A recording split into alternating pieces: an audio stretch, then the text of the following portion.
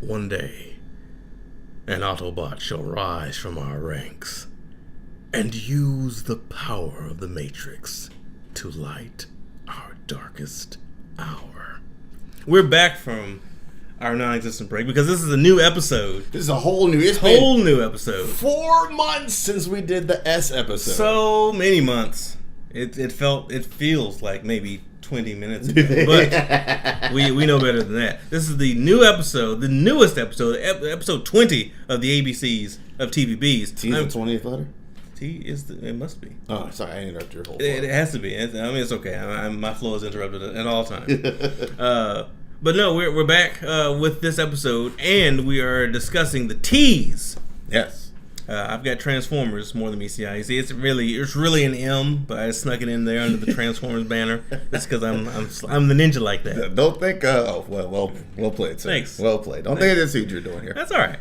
You can see it, but there's nothing you can do to stop it. Good luck with that. Good luck with that. And I got the Tokyo Ghost, a Rick Remender book. That's right. Yeah. So we're ready to go for it. And we're starting with IDW's Transformers More Than MECI. IDW holds your childhood. I've said this many times. IDW is the lock and key.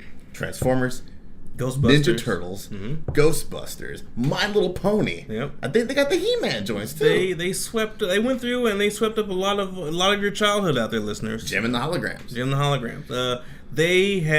They've been aggressive in acquiring those licenses to do those books. G.I. Joe. G.I. Joe, yep. And what's his name? The original writer was even. Why am I blanking on? The original writer, G.I. Joe? Yeah. Oh, Mr. Gary Indiana Joe himself. No, not that guy. The other guy. I have no idea. Okay, I'm blanking on it. But anyway, yes, IDW has been doing that stuff. Yeah. Getting your childhood, making you weep. And they've been doing a good job of it too. Good job of making grown men weep. That's right. I mean. Yeah, let's face it. We're living in an age in which weeping is acceptable, and we are under the auspices of an administration in the world that makes us weep constantly. Yes, so we have to escape somehow. You have to escape somehow, and then allow ourselves to weep. TPBs is one of the shows. That's right. That will help you escape. That's right. So with that note.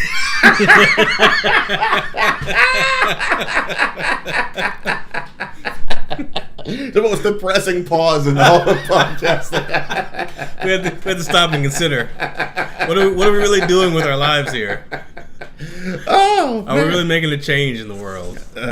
One can only hope. It's a change 20 minutes at a time. 20 minutes at a time. So we're starting with Transformers More Than Meets the Eye, written by James Roberts, art by let's see here. We got good Nick Roche in this one, as well as we've got Alex Milne that takes over for the series as well.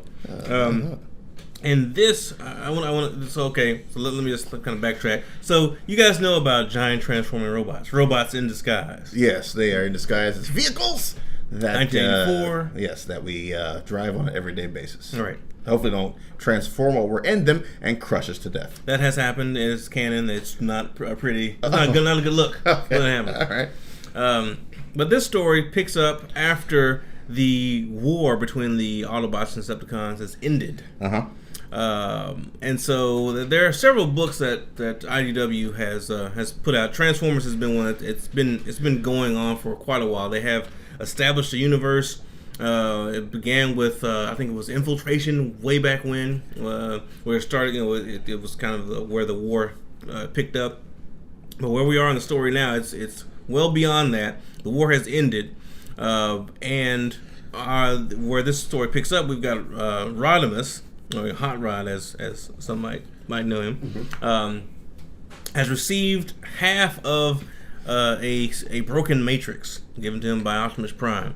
It has a star map on it, and he believes it leads to the Knights of Cybertron. He's going on a quest, and he's taking a bunch of B and C listers with him. A couple of supporting characters. Exactly. The thing about this, well, we'll get into this in more detail. But first off, let me ask you, sir, what were your thoughts about this? Let me see how I can put these thoughts. I'm just gonna tip my hand early. Didn't finish this either. Didn't finish it. But not because I wasn't interested in it. There is a shit ton of backstory that leads into that, and that made things here a little bit confusing. So it just got to the point where there were references to this and to this and to this, and all the little editorial notes. See blah blah blah, volume 7. I'm just like, I don't know what that is. Did you start doing like the research? Did you try to go back and find that stuff, or did you just kind of like, I don't know? Yeah, I just kind of bailed because it would have been too much between like reading and be like, well, what's that? And hop on and kind of research and read through that whole thing. And all right, now I'm caught up. Let me get back to reading. Sure. I will tell you that that's not necessary. You don't have to. I mean, it helps to round out the rest of it because, again, IDW has done a great job of universe building with this series. It just ended, like in the last couple months. They're rebooting the entire Transformers universe after Unicron showed up. You kind of have to do that. All that being said, another thing that really got annoyed. Now you're intimately familiar with the Transformers universe, so you're intimately familiar with these characters.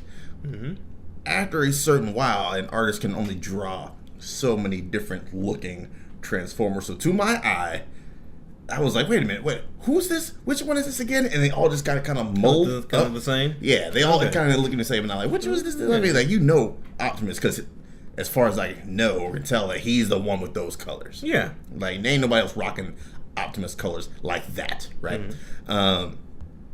So yeah, it was just I can't. All right, is this a Decepticon? Is this an Autobot? I wasn't familiar enough with the lore to be sucked into. So this is another thing. With the first volume, there was packaged the Optimus Prime story, which kind of is the introduction to all this stuff. Yeah.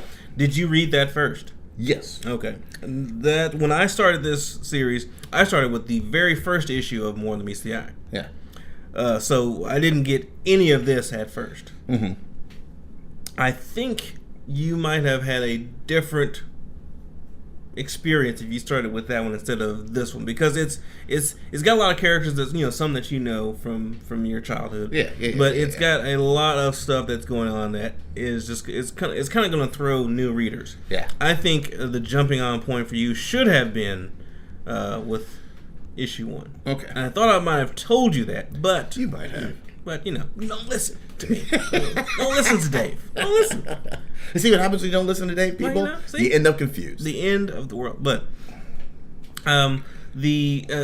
you see that there's a noticeable shift between the artwork and that Optimus Prime story and then the first issue of More Than Meets the Eye. Which I dug the Optimus Prime artwork more than I dug the actual storyline artwork. Okay. Well, now why is that? I don't know. It's a little more cartoony. Or the new stuff or the later stuff? It does seem a little cartoony. I don't know. I was just really feeling the way that they did the art in this story. Yeah. Like it was very epic. Yeah, it's just with the panels. Like that's an epic pose right there for a Transformer with the low angle lens going up, so he just looks larger than life. Yeah. That kind of stuff. A lot of the artwork in the bulk of the IDW Transformers universe is much like this. Okay. Yeah. So you have this because More Than Meets the Eye is more of a light. It comes from a lighthearted standpoint. Yeah. It has a lot more jokes with it. There's a lot more references in there, but I think that therein lies its charm, because there are things that happen between two characters that it really gets serious, and there are a lot of things that are heartbreaking. Okay. So in this series, James Roberts really goes in on relationships, whether it be friendships, whether it be romantic, what have you, and he explores what it means for beings who are robotic, who can transform, but they essentially have no gender, to forge relationships in these myriad ways. Yeah. While also going on zany adventures. I did notice there's a light-hearted tone to this, which I really dug. Yeah. Just a lot of not screwball, but just out of the blue jokes. A lot of things mumbled under the breath. Yeah, that I really dug.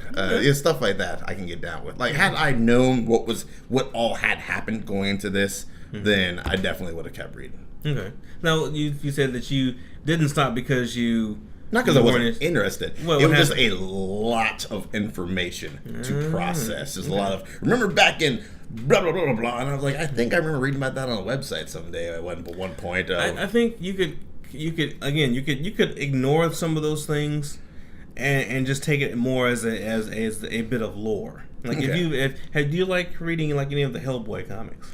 I read the first volume and that's it. That's it. Yeah. Did you like it? Did you? I thought it was. It wasn't what I was expecting because I'd seen the movies and all that kind of stuff. It wasn't what I was expecting, but yeah, I liked it. Okay. You know, I read the first 2 volumes. Not thinking about it. I read the first 2 volumes. Okay. Well, like I say, I kind of equate some of the lore for that to this. If you didn't go back in and try to research everything every little bit, it has a bit of, because it starts to fill in some of its own gaps. As the story progresses too, and it makes its own. It makes its own mythologies, I guess you could say. So it's not as important to know the backstory as it is to know, hey, here's how this is affecting these characters right at the moment. Yeah, and kind of keep going. The setup is interesting enough. Like, I'm going on this quest. It might be foolhardy as shit. I'm going on this quest. Who wants to roll with me? There's a big divide on, do we go, do we not go? Meanwhile, there's an uprising of Cybertron. Like, y'all destroyed this place. Get out of here.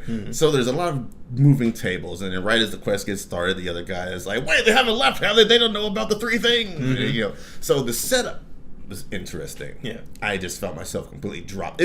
For this, it felt like I was being dropped into the Battle of Helm's Deep without reading anything from Fellowship or the first beginning of Two Towers. And you're like, well, what are these dudes scrapping for? What's going on here? Okay. That's what that was my thing. I have no idea what's going on here. Interesting. Okay. Well, I encourage you to continue reading if you find it interesting. No, it's a go for me. Oh, it's a go for you. All right. Yeah. Oh, that's fine. Well, I encourage you to continue going. I have all the episodes, all the issues if you want to check those out. I say that the one of the reasons I love this series so much is because he did something that hadn't been done in comics often. James in particular. James Roberts. He took characters that hardly anyone gave a shit about. Right. And he put them center stage. Okay. And he made you care about them. Deaths mattered. Relationships, friendships, romantic, those mattered. All these different things, they tugged at your heartstrings, and they kept you coming back for more. Okay. And it's like there's a lot of stuff, and he sprinkles in quite a bit of mystery. If you ever watched Lost, it's my favorite show of all time, and loved it. Yep. Before it started getting batshit crazy. Still good. I'm just saying. Lost had a kind of a formula where they would introduce 3 mysteries. And then the next episode they would resolve one of those mysteries. And introduce 3 more at the same time. And 3 more at the same time. But then you eventually come back to some of those other mysteries, but they would keep giving you more and more. This is similar to that but in a good way, because it resolves some things, brings up new mysteries, but then also has a satisfying conclusion that doesn't jerk the reader around. It doesn't jerk you around. Now, like I said earlier, you intimately familiar with Transformers. This is your jammy jam. It's my jammy jam. What attracts you so much to the Transformers? Like, did you just fall in love as a kid and that love just stayed with you all your life? Or what is it about? You go to TFCon and all this kind of stuff. Like, what is it exactly about the Transformers that makes you love just the characters in the world so much? Well, some people say it's because it's because of the toys. You have more than one toy at a time. You have your robots, and then you also have your vehicle modes. Yeah. Some people have the cartoons, which they allowed an escape and allowed you to connect with characters in an adventure that was very for its time, very, I won't say politically correct, but it had a lot of those, hey, they learn this lesson, kids, or hey, here's something about friendship, or here's something about bravery, that kind of thing. So the cartoons really help with that. Some messages in there. Yeah, some good messages. If you were into the comics, just the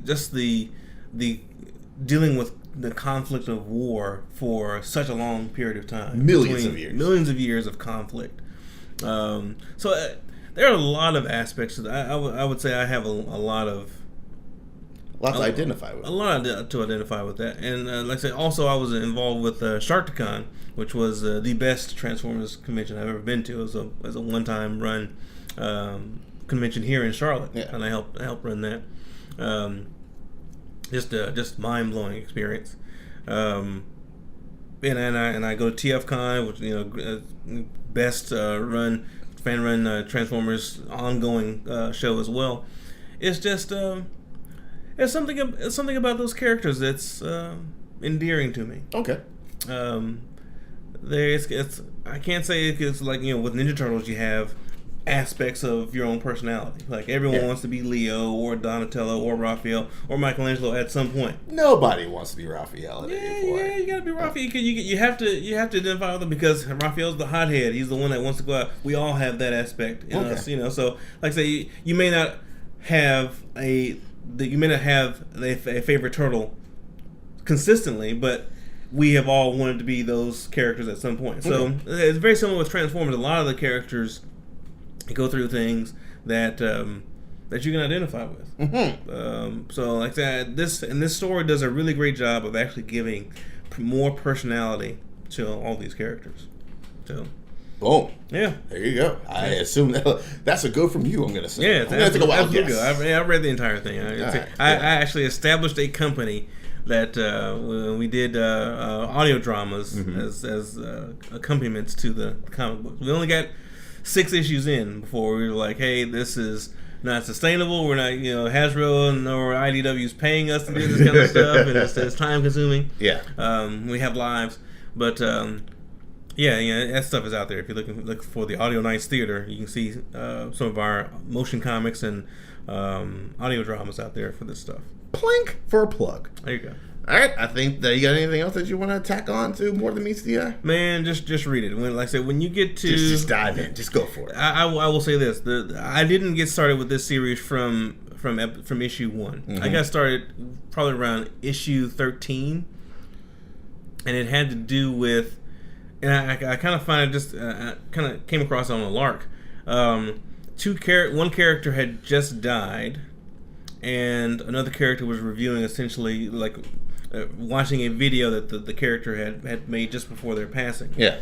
And it was because of how well done that scene was, and one character professing their love for the other character post-mortem, and also telling them, hey, don't do this thing that you've been addicted to doing this specific thing to try to cope with loss and damage and that kind of thing. Don't do that same thing because of loss to me. And it's just, it was just amazing. And like I said, that because of that, I went back and started reading the first issue, and that's how I started all the rest of the stuff. So fair enough. There you go. Glowing review. Yeah. From Ninja Dave. Yeah, I can't recommend this high enough. Out of all the stuff that we've read, all the stuff we review with ABCs or TPBs, More Than Meets the Eye has my highest vote. The highest vote? Highest vote.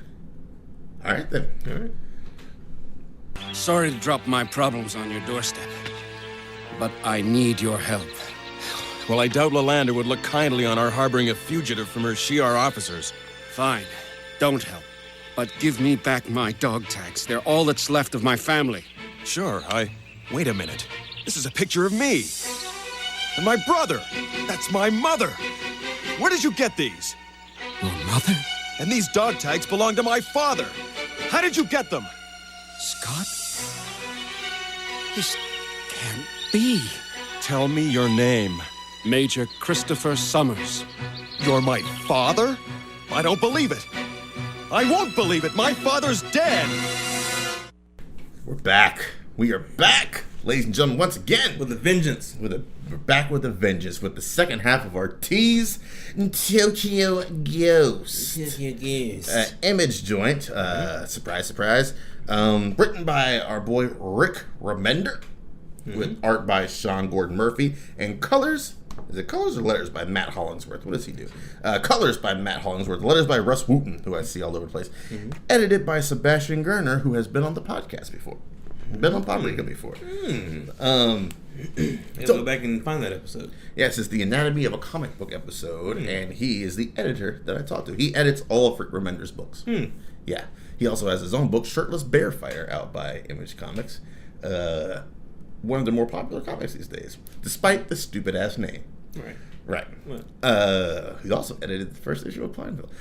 So let's talk about Tokyo Ghost, man. Okay. The future in a world where everybody just has their digital devices literally attached to them. People say nowadays, your phone's always attached to your hand. Mm-hmm. Okay, there's literally helmets that you can put on that just block out the real world. One-to-one integration. Yeah, it's full immersion into everything streaming. Mm-hmm. That's pretty much where we're at. So about 80 years from now, probably. Right. Things probably closer to 20. Probably closer to 20. Things are just broadcasted everywhere in every device. Like I said, helmets you can just put on.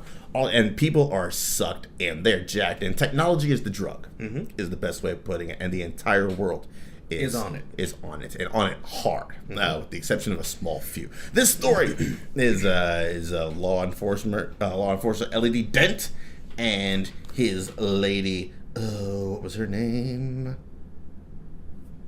Debbie Decay. Mm-hmm. She is trying her hardest to get him weaned off of this technology drug. Her machinations take them to the last place where technology is banned, outlawed. Mm-hmm. Tokyo? Was it Tokyo?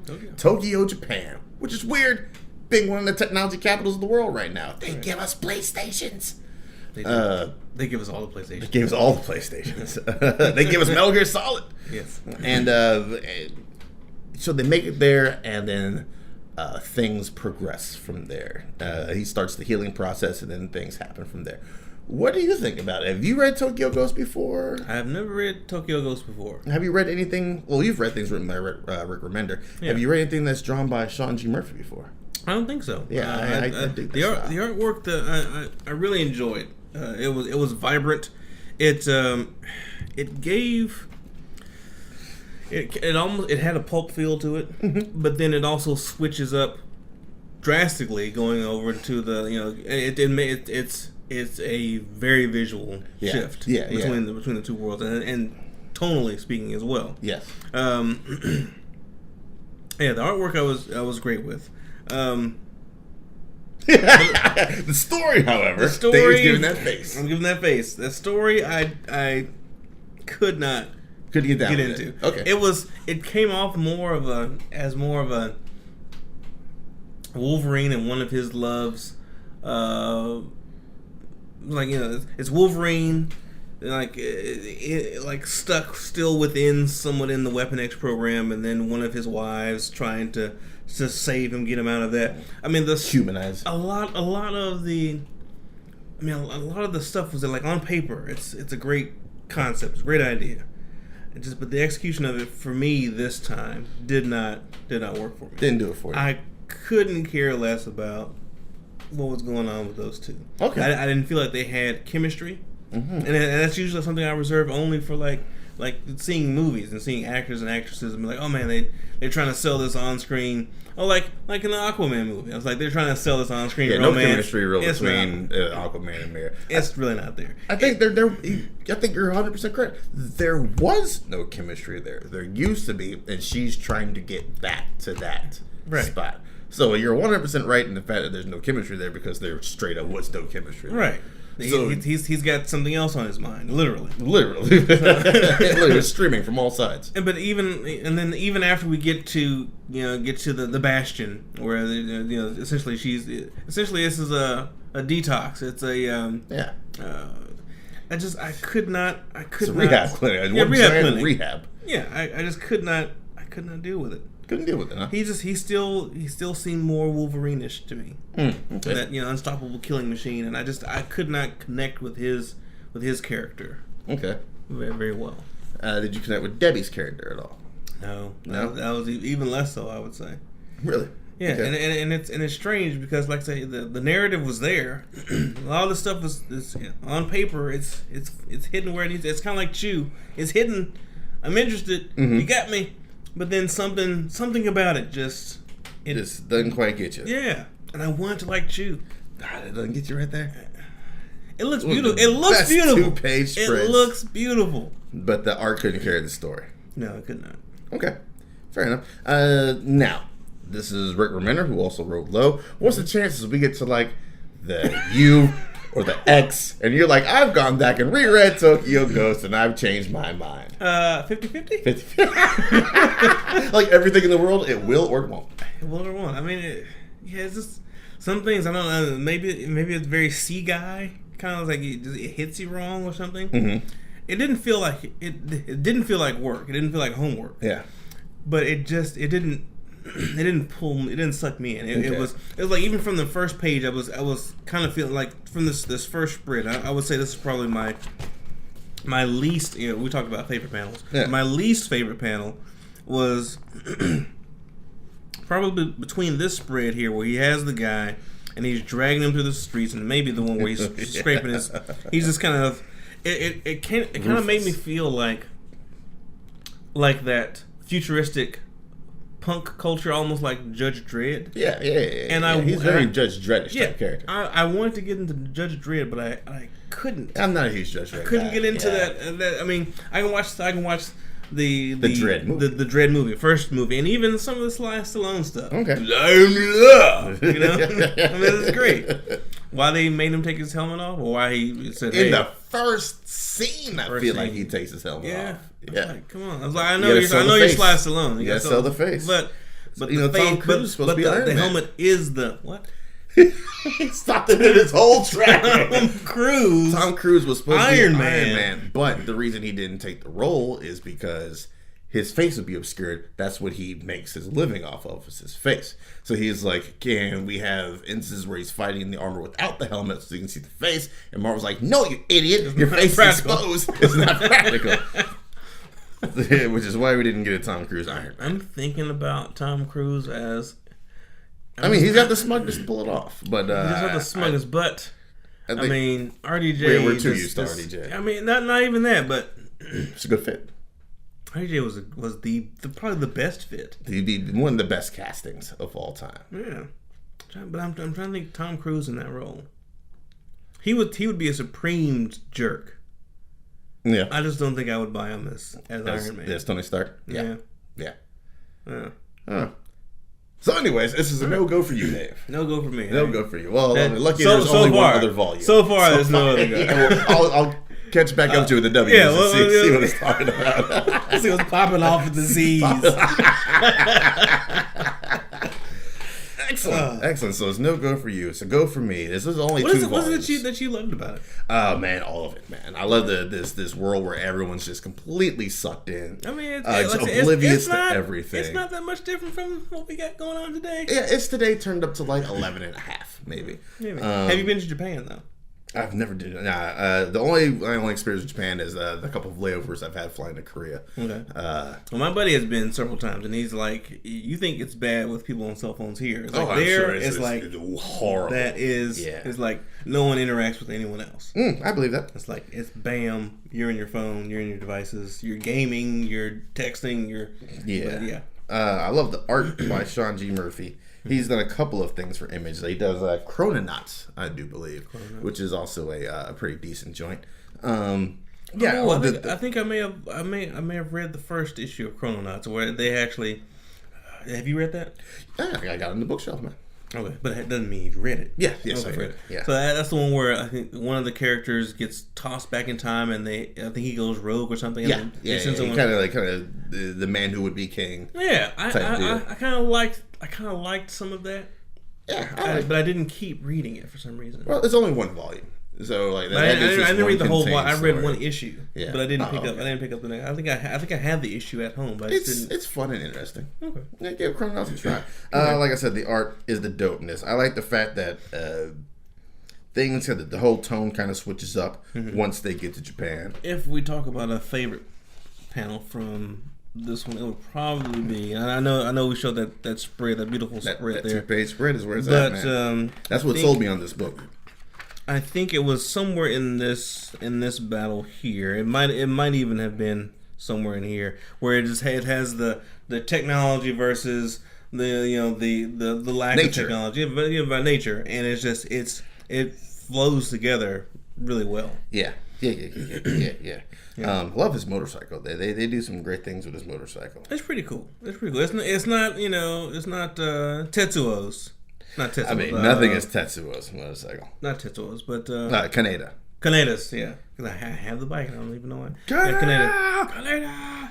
But yeah, this is I like this. I like where it goes. The second volume and how things progress. It's a fairly quick 10-issue story, which is that's my jam in comics. If you can tell me a whole story in like 20 issues or less, get in and get out, I'm with it.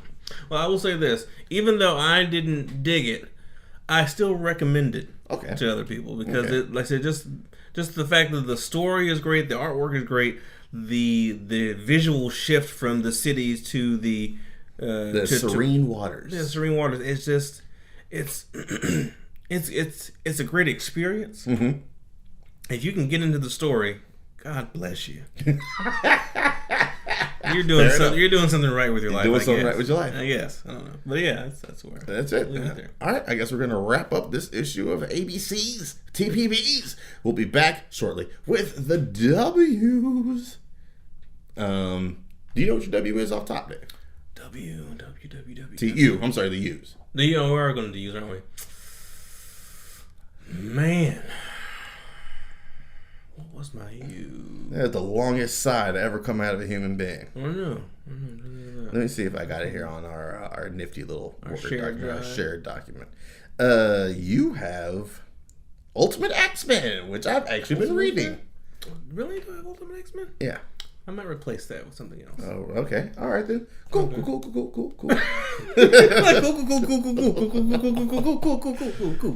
So I guess we'll figure out together, listeners, what Dave picks. No, you know what? I may stick with Ultimate X-Men because I did enjoy it and I do enjoy it. I think it's one of the. I think I may have chosen that one because also it was a U, but also because it has direct bearing on our cinematic universe type stuff. All right. Well, then we will Ultimates. Discuss that. Maybe was it Ultimate X-Men or was it the Ultimates? You have Ultimate X-Men. If you want to go the Ultimates, I read that a couple years back and it's been a while, so I'd be cool reading that again. Okay, I'll let you know. All right. We're gonna hash this out. We're gonna hash this out, and we'll be back with our U's shortly.